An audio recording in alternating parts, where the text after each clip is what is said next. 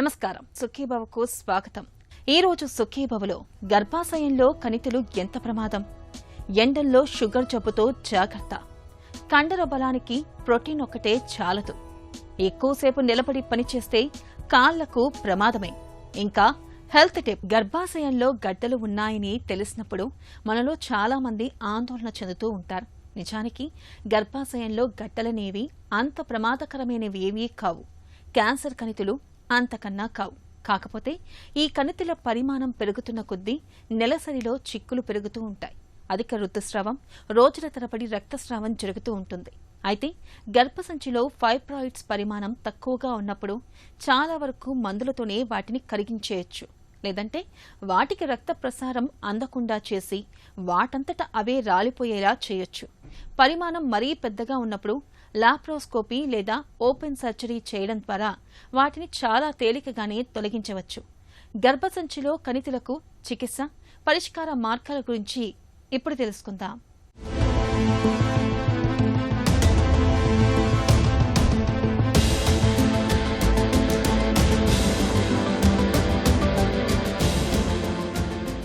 గర్భాశయంలో గడ్డలు లేదా ఫైబ్రాయిడ్స్ పెరగటం అనేది ఇవాళ చాలామంది మహిళలకు ఒక పెద్ద సమస్యగా పరిణమిస్తోంది. ఫైబ్రాయిడ్స్ పెరగటానికి కారణాలేంటో ఖచ్చితంగా తెలియదు. కానీ గడ్డలు పెరగటానికి ఈస్ట్రోజ్ హార్మోన్ తోడ్పడుతుంది. సాధారణంగా ఇవి 30 ఏళ్ల తర్వాత ఏర్పడుతూ ఉంటాయి. పిల్లలను కన్న మహిళలకు ఫైబ్రాయిడ్స్ వచ్చే అవకాశం తక్కువ. 10 ఏళ్లకు వయసుకు ముందే రజస్వల అయిన వారికి గర్భాశయంలో గడ్డలు పెరిగే ముప్పు ఎక్కువగా ఉంటుంది. సాధారణంగా ఫైబ్రాయిడ్స్లో ఎలాంటి లక్షణాలు కనపడవు. చాలామంది ఇవి ఉన్నట్టుగా గుర్తించకపోవచ్చు కూడా. కానీ కొందరిలో నెలసరి ఎక్కువ రోజులు కావటం, ఋతుస్రావం అధికంగా అవటం, కడుపు, పొత్తి కడుపు ఉబ్బరం, కటి ప్రాంతంలో లేదా బొడ్డు కింద నొప్పి, మలబద్ధకం, సంభోగ సమయంలో నొప్పి వంటి సమస్యలు కనిపిస్తూ ఉంటాయి. నడి వయసు దాటిన మహిళల్లో 15 నుంచి 20% మంది ఈ ఫైబ్రాయిడ్స్తో బాధపడుతున్నారని చెబుతున్నారు డాక్టర్. ఫైబ్రాయిడ్స్ అంటే ఏం లేదండి, యూట్రస్లోను 3 లేయర్స్లో మజిల్ లేయర్ ఏదైతే ఉంటుందో ఆ మజిల్ లేయర్ హైపర్ట్రోఫీ మల్టిప్లై అయ్యేటప్పటికీ చిన్న గడ్డలా ఫామ్ అవుతుంది యూట్రస్లోనే. దాన్ని ఫైబ్రాయిడ్ అంటారు. అంటే ఇది ఎందుకు వస్తుందంటే ఈ ఈస్ట్రోజన్, ఈ హార్మోనల్ చేంజెస్, ఇట్ ఈస్ అంటే the influence of the hormones అంటారు. ఈస్ట్రోజన్ ప్రొజెస్ట్రాన్ బ్యాలెన్స్లోను ఈస్ట్రోజన్ ఎక్కువ ఉన్నప్పుడు యూజువల్లీ అది స్టిమ్యులేట్ చేస్తుంది. మళ్ళీ అందరికీ వస్తుందా అంటే అందరికీ రాదు. కొంతమందికి అది వచ్చే టెండెన్సీ ఉంటుంది, ఆ తత్వం ఉంటుంది. కొద్దిగా ఈస్ట్రోజన్ ఎక్కువ ఉన్నప్పుడు ఒక ఫైబ్రాయిడ్ ఫామ్ అయ్యే తత్వం ఉంటుంది. సో ఏజ్ని బట్టి అంటే యంగ్ రీప్రొడక్టివ్ ఏజ్ గ్రూప్లో ఎక్కువ ఉంటుంది యంగ్ ఏజ్ గ్రూప్లో. అలాగే జెనెటిక్ అంటే కొంచెం మదర్కి, సిస్టర్స్కి, ఫ్యామిలీలో అందరికీ ఉందంటే వీళ్ళకి కూడా వచ్చే అవకాశం ఎక్కువ ఉండొచ్చు. ఒక ఎథనిసిటీ, కొంచెం ఆఫ్రికన్ ఎథనిసిటీ అట్లాంటి వాళ్ళకి ఎక్కువ ఫైబ్రాయిడ్స్ ఉంటాయి. అలాగే ఒబిసిటీ ఉన్నప్పుడు కూడా ఈస్ట్రోజన్ లెవెల్ కొంచెం ఎక్కువ ఉంటుంది. అందుకని దాని మూలాన్ని ఫైబ్రాయిడ్స్ ప్రాబబ్లీ ఎక్కువ ఉండొచ్చు. అలా అంటే అందరికీ వస్తుందా అంటే కాదు, కానీ these are the small risk factors, contributing factors for fibroids. గర్భాశయంలో కణితులు పుట్టుకు రావటానికి వెనుక హార్మోన్ల అసమతౌల్యమే ప్రధాన కారణంగా కనిపిస్తోంది.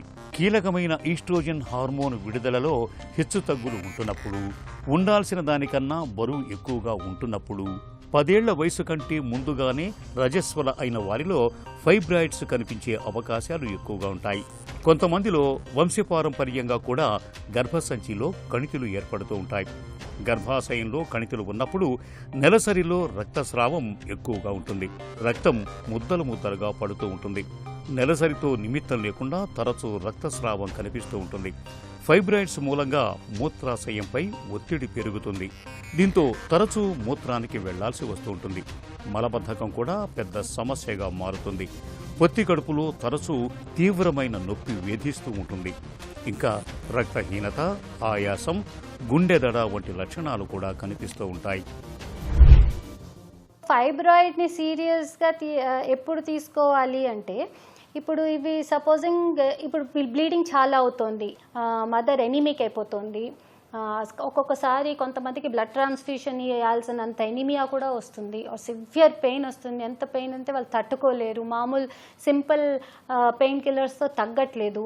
లేకపోతే పేషెంట్కి ప్రెగ్నెన్సీ రావాలి, కన్సీవ్ అవ్వాలని ఉంది, కానీ ఫైబ్రాయిడ్ మేబీ దానికి అడ్డుపడుతోంది. సో ఇట్లాంటప్పుడు ఆ ఫైబ్రాయిడ్ని డెఫినెట్గా ట్రీట్ చేసుకోవాలి. వాళ్ళు రేపు ఆ ఫైబ్రాయిడ్ ఎంత సైజ్ ఉంది, ఎగ్జాక్ట్గా ఏ లేయర్స్లో ఉంది అని తెలియాలంటే ఎంఆర్ఐ మ్యాపింగ్ అంటారు. ఎంఆర్ఐ చేసినా ఇంకా క్లారిటీగా మనకి ఆ ఫైబ్రాయిడ్ గురించి, ఆ యూట్రస్ లోపల వరకు ఉందా, లేకపోతే మిడిల్ లేయర్లో ఉందా, బయటికి ఉందా, అది మనం సర్జరీ ముందర మనం అది ఎంఆర్ఐతో ఇంకా క్లారిటీగా చేస్తారు. జనరల్గా అయితే స్కాన్లో తెలిసిపోతుంది ఫైబ్రాయిడ్ ఉందా లేదా అని.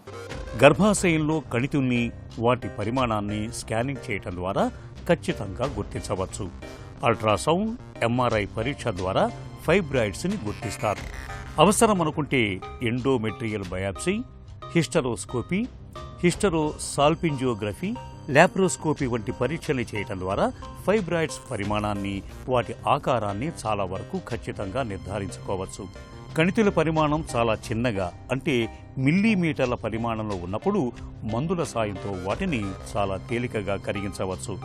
ఫైబ్రాయిడ్స్తో ఇబ్బందులు తక్కువగా ఉన్నప్పుడు హార్మోన్ చికిత్స చేయటం ద్వారా వాటి పరిమాణం కుచించుకుపోయేలా చేస్తారు. కణితులు మరీ పెద్దగా ఉన్నప్పుడు మయోమెక్టమీ సర్జరీ చేసి వాటిని తొలగిస్తారు.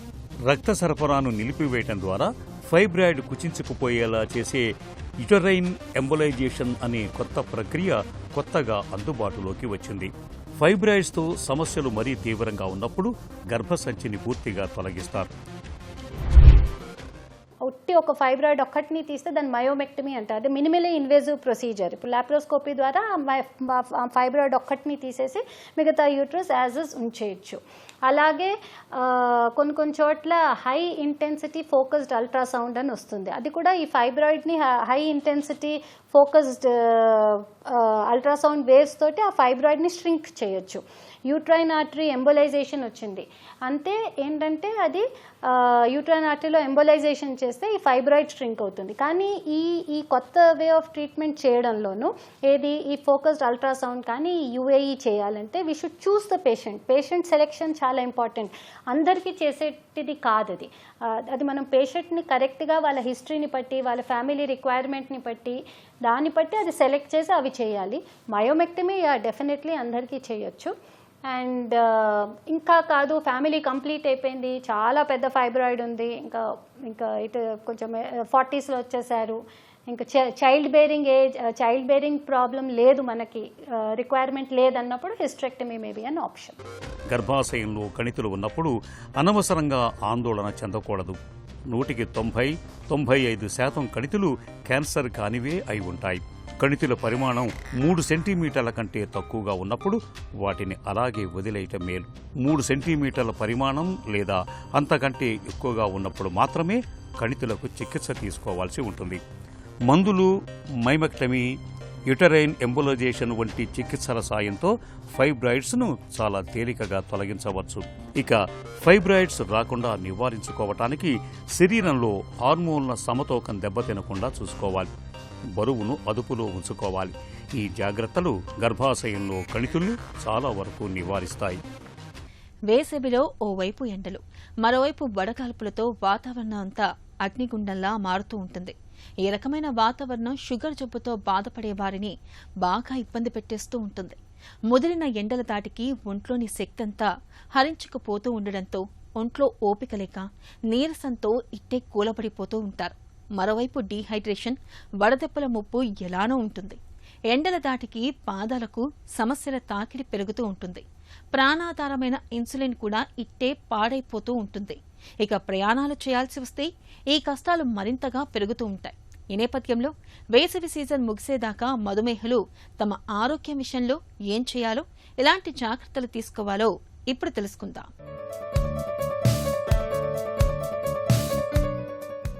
ఎండలు మండిపోయే వేసవి సీజన్ షుగర్ పేషెంట్లకు కాస్త కష్టకాలమే. ఒంట్లోని నీరంతా చెమట రూపంలో బయటకు వెళ్లిపోతూ ఉండటంతో నీరు, లవణాల సమతూకం దెబ్బతింటుంది. దీంతో తరచూ డీహైడ్రేషన్, వడదెబ్బలకు లోనవుతూ ఉంటారు. నీరసం, నిస్సత్తువతో కూలబడిపోతూ ఉంటారు. ఫలితంగా రక్తంలో గ్లూకోజు శాతాలు కూడా తీవ్రమైన హెచ్చుతగ్గులకు లోనవుతూ ఉంటాయి. ఈ పరిస్థితి ఒక్కోసారి ప్రమాదకరంగా, ప్రాణాంతకంగా పరిణమించే అవకాశం ఉంటుంది. కాబట్టి వేసవిలో ఎదురయ్యే ఈ ప్రత్యేక పరిస్థితుల్ని తట్టుకునేందుకు షుగర్ బాధితులు జీవనశైలిలో ప్రత్యేకమైన జాగ్రత్తలు తీసుకోవాలి. ఒంట్లో ద్రవ నష్టాన్ని నివారించుకునేందుకు తరచూ నీళ్లను, పళ్లరసాల్ని, ద్రవాహారాల్ని తీసుకుంటూ ఉండాలి. దప్పిక వేసినా వేయకున్నా వేసవిలో తరచూ నీళ్లను తాగటం అనేది మన ఒంటికి చాలా మంచిది.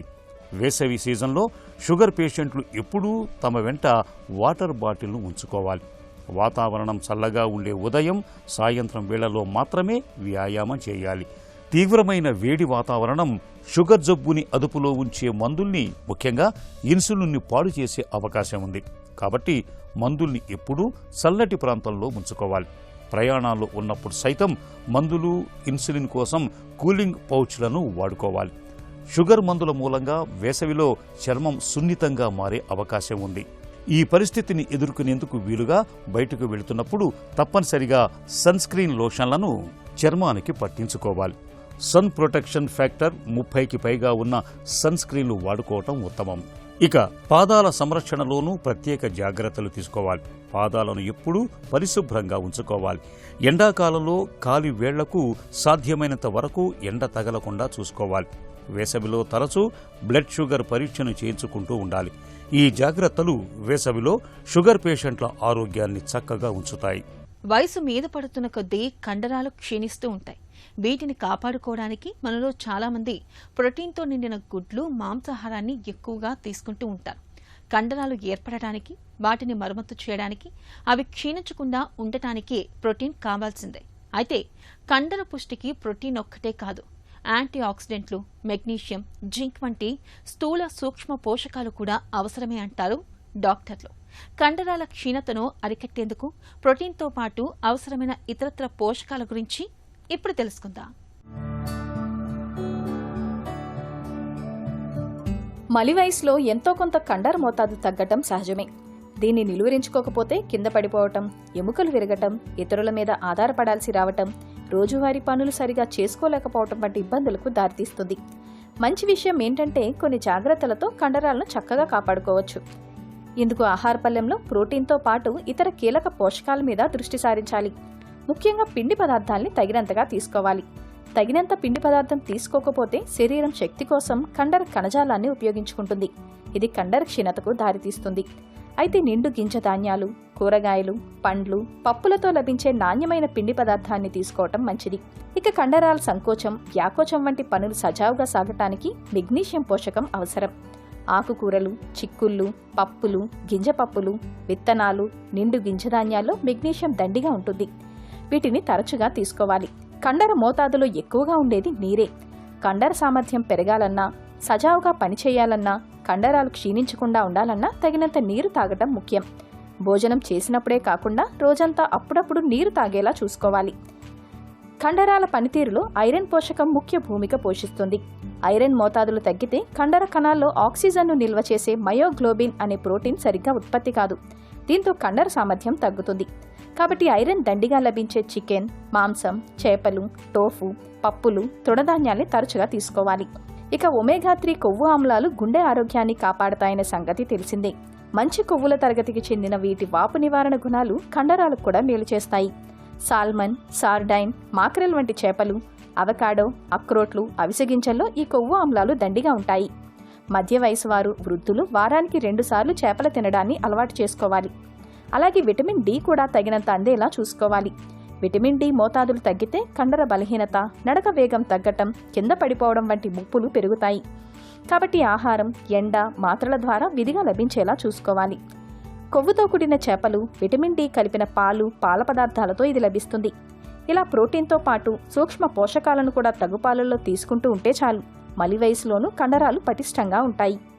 చెట్టు నిలబడితే నీడుస్తుంది, కానీ మనిషి ఎక్కువసేపు నిలబడితే కాళ్లకు కష్టాలు తప్పవు. రోజు మొత్తంలో ఎక్కువసేపు నిలబడి పనిచేసే టీచర్లు, సెక్యూరిటీ గార్డులు, సేల్స్ ఉద్యోగాలు చేస్తున్న వారి కాళ్లకు ఇవాళ పెను సమస్యలే ఎదురవుతున్నాయి. కాళ్లల్లో నరాలు ఉబ్బిపోవడం, వాపు రావడం, చర్మం నల్లబడడం, రాత్రుళ్ళు కాళ్లల్లో మంట పెట్టినట్టుగా ఉండడం, ఇవన్నీ నిలబడి పనిచేయడం వల్ల ఎదురవుతున్న చిక్కులే అంటారు డాక్టర్లు. ఎక్కువసేపు నిలబడి పనిచేయడం అనేది కాళ్లకు ఎలా సమస్యగా మారుతుందో డాక్టర్ని అడిగి ఎప్పుడు తెలుసుకుందాం.